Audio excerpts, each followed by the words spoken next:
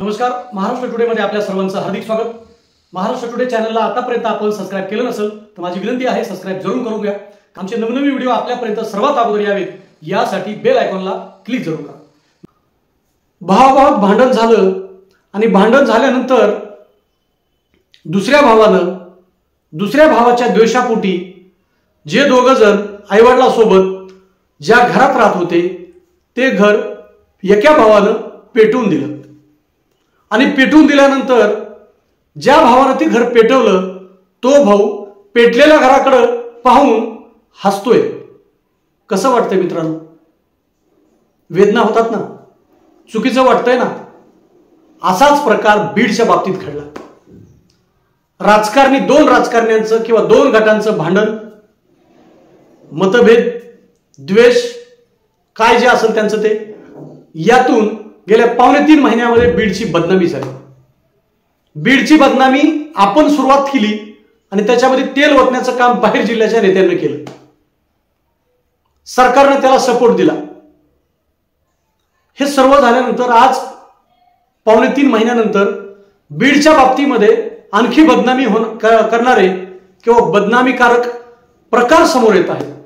पुण्याच्या कोथरूडमध्ये एक बॅनर लावला गेला आणि ते बॅनर होतं, बीड प्रमाणे कोथरूड होऊ देऊ नका। म्हणजे काय? बीड इतकं खराब आहे का? इतकं वाईट आहे का? बीडमध्ये येऊन पहा, बीडमध्ये चांगले लोक सुद्धा आहेत। बोटावर मोजण्या एवढे किंवा काही गट म्हणणार नाही, काही बोटावर मोजण्या इतके लोक, गँग जर चुकीचे असतील तर संपूर्ण जिल्हा चुकीचा होऊ शकत नाही। मग अशा गँग, असे राजकीय नेत्यांचे कार्यकर्ते बाकीच्या जिल्ह्यामध्ये नाहीत का? हा सुद्धा प्रश्न या ठिकाणी पडतो। मग असे बॅनर लावून तुम्ही नेमकं काय दाखवणार आहात? काय दाखवत आहात?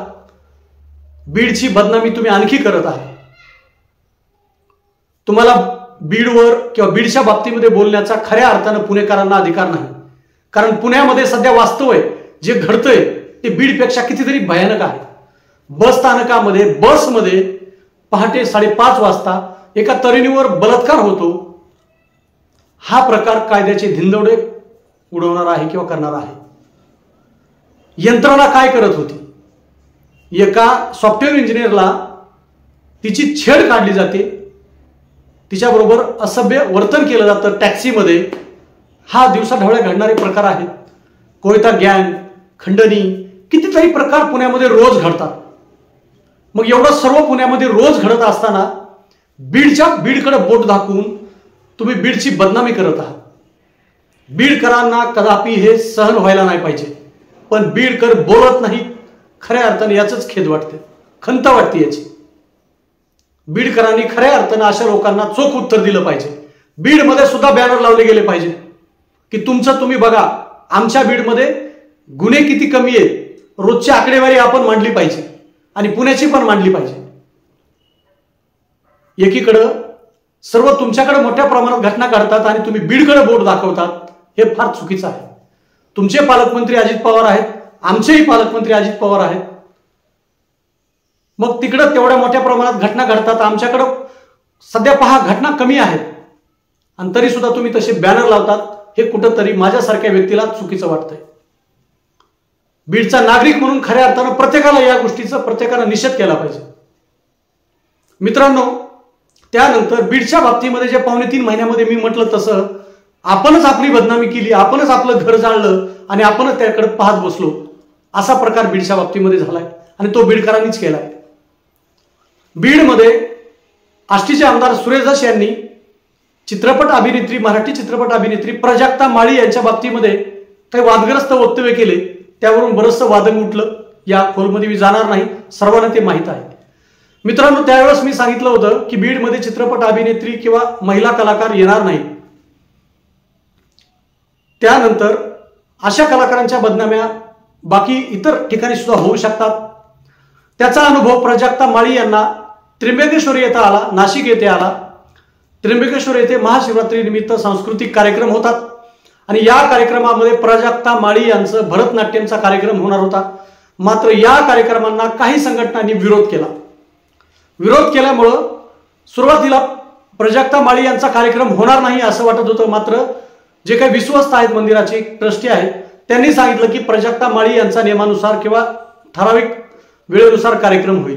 पण प्राजक्ता माळी यांनी खऱ्या अर्थानं गांभीर्य लक्षात घेऊन स्वतः आपण या कार्यक्रमाला जाणार नसल्याचं सांगितलं, कारण आपण त्या ठिकाणी गेलं तर काही अनुचित प्रकार होऊ शकतो, चुकीचा प्रकार होऊ शकतो, त्यामुळे कुठेतरी कार्यक्रम जो आहे त्या कार्यक्रमामध्ये व्यत्यय येऊ शकतो असं त्यांनी म्हटलं आणि त्यांनी त्या कार्यक्रमाला जाणं टाळलं। मित्रांनो पहा, कलाकाराला मी मगवाच म्हटल्याप्रमाणे कलाकाराला जात नसते, प्रत्येकाचं वैयक्तिक आयुष्य असतं, वैयक्तिक आयुष्यामध्ये डोकावण्याचा अधिकार कोणालाही नसतो, मग ते नेत्यांना सुद्धा नाही। मग सुरेश दासांनी त्यावेळी छोटीशी ठिणगी टाकली, वक्तव्य केलं आणि त्या वक्तव्याचे परिणाम आता त्या एका कलाकाराला, महिला कलाकाराला भोगावे लागत आहेत। आता त्र्यंबकेश्वर येथे या ठिकाणी ही घटना घडली किंवा त्यांच्यासोबत तो प्रकार झाला। आता प्राजक्ता माळी बरोबर असेच जर प्रकार होत राहिले तर एका कलाकाराचं आयुष्य, जे काही चित्रपटातलं आयुष्य आहे ते आयुष्य उद्ध्वस्त करण्याचं काम काही राजकीय नेत्यांनी केलं असं म्हटलं तर चुकीचं होणार नाही। त्यामुळे कुठेतरी अशा गोष्टी करण्यापासून राजकीय नेत्यांनी सुद्धा स्वतःला टाळलं पाहिजे। सुधीर मुनगंटीवार यांनी सुद्धा काही दिवसापूर्वी बीड प्रमाणे आम्ही आमचा जिल्हा होऊ देणार नाही असं वक्तव्य केलं होतं। अशा व्यक्तींना असं वक्तव्य करणं शोभत नाही। चंद्रपूर असेल किंवा बीड असेल, नेत्यांसाठी सर्व जिल्हे सारखे असायला हवेत। बीड जिल्हा हा संतांची भूमी आहे, बीड जिल्हा हा सुसंस्कृत जिल्हा आहे, बीड जिल्ह्यामध्ये अनेक इतिहास आहेत। बीड जिल्ह्यानं जगाला शून्य दिला, बीड जिल्ह्यानं पहिली कविता दिली, बीड जिल्ह्यानं असं बरंचसं काही आहे की बीड जिल्ह्यानं दिलेलं आहे। मग त्याच बीड जिल्ह्याची, संतांच्या भूमीची बदनामी तुम्ही थांबवली पाहिजे असं कुठंतरी आता वाटू लागलंय। यासाठी बीडकरांनी खऱ्या अर्थानं मोहीम सुरू करणं आवश्यक आहे। बीडकरांना 2 पावलं आता पुढे यायला हवं। वाईट आतापर्यंत तुम्ही 2.5 महिन्यात पाहिलं किंवा वाईट अनुभव बघितला, कुठंतरी आता चांगलं सुद्धा बीडकरांनी दाखवलं पाहिजे, महाराष्ट्राला दाखवलं पाहिजे, जगाला दाखवलं पाहिजे। त्यासाठी प्रत्येकानं पुढे यायला पाहिजे असं मला वाटतंय। तुम्हाला काय वाटतं कमेंट बॉक्समध्ये जाऊन व्यक्त व्हा। हा विषय चांगला वाटला तर महाराष्ट्र टुडे चॅनलला सबस्क्राईब जरूर करा।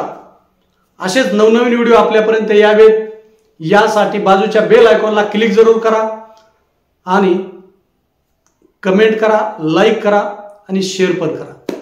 चला तर पुन्हा वेगळ्या विषयावर भेटू, तोपर्यंत नमस्कार, धन्यवाद।